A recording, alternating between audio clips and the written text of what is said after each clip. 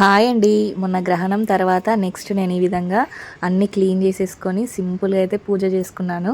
పూలతోటి ఈ విధంగా దేవుడి పటాలను అందంగా డెకరేషన్ చేసుకున్నానండి. ఎన్ని పూలు ఉంటే అన్ని పూలు పెట్టుకోవాలనిపిస్తుంది దేవుళ్ళకి.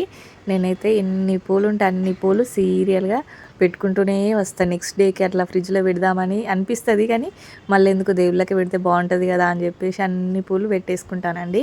ఈ విధంగా సింపుల్గా అయితే నేను గ్రహణం తర్వాత నేను పూజ చేసుకున్నాను.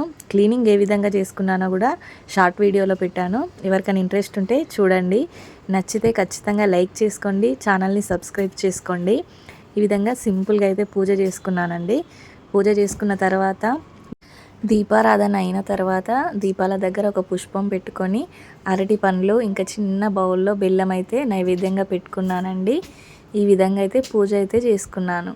ఓం శ్రీ మాత్రే నమః.